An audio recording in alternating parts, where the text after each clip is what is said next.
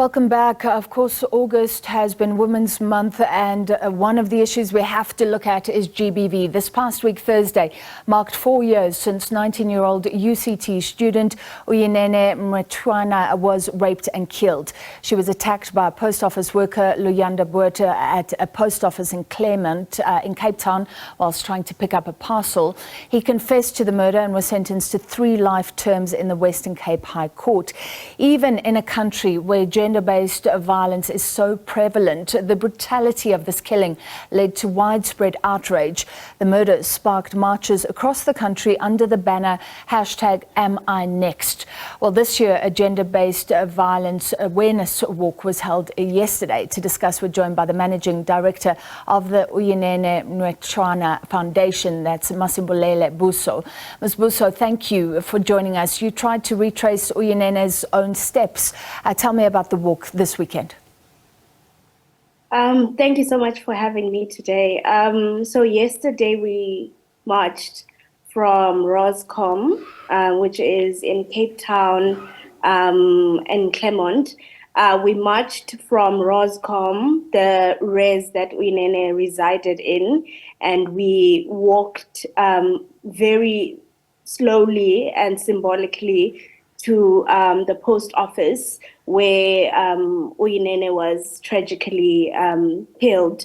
The walk yesterday was very symbolic and very emotional for us, but also it really signified unity. We termed it a unity walk, where stakeholders, organizations that we work with joined us in arms, walking to the post office to show unity and collaboration and strength in that collective impact that we're trying to reach. Were members of her family there and friends? You can tell us about your own recollections. Was the walk also supported by other simply concerned citizens as well? Yes. So the walk was quite diverse. The show up was amazing. I think we had about more than 1,000 people join us yesterday in the march. We were joined by the University of Cape Town, the SRC, their transformation office, and the student community, and there was a massive show up by UCT. We were joined by other neighboring universities such as University of Western Cape and other institutions of higher learning.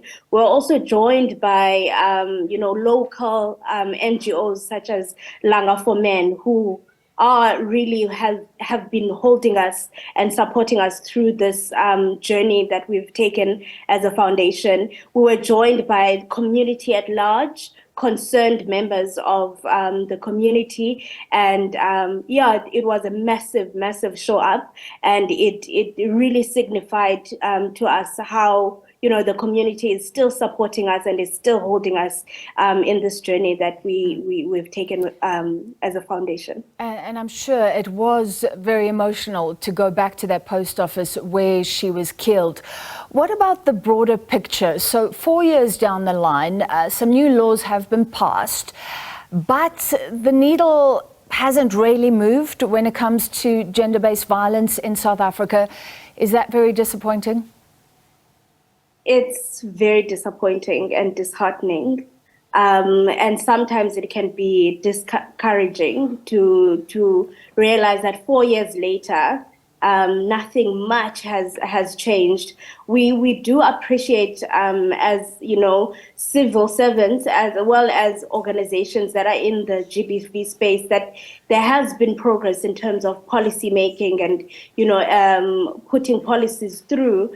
But what is disappointing is the action part of it, that the fact that there hasn't been any action towards this, that we see every day. We wake up to headlines that another woman has been killed or another woman has been raped.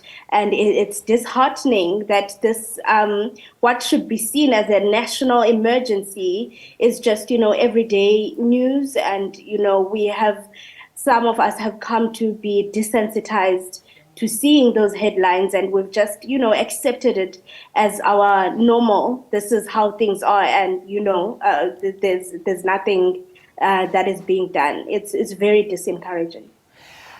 What should change? If you looked at the sentiment yesterday, what do people want from government, from men, from society? I think from yesterday, what rang through the whole march was the fact that, we acknowledge that we all have a part to play in this.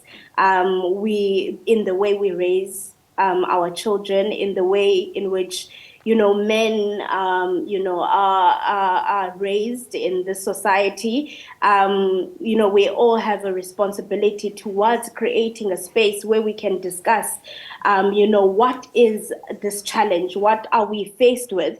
We also have a responsibility as civil, society to play our part in making sure that we do not, kind of allow people that have, raped or murdered back into our communities like nothing happened. But government has a huge part to play in this, in terms of making sure that the funds that are allocated to GBV work are allocated to the right people and are used by the right people. Government has a huge part to play in terms of supporting our organizations such as ours in fighting the scourge of gender-based violence. But really, also, men have a responsibility of creating safe spaces for each other, where transparent conversations can happen, where they can challenge each other and engage with each other in terms of what are these challenges, where does this pain come from, and where does this anger come from, and how do we move and heal from it, so that we are creating a society that is free of gender-based violence.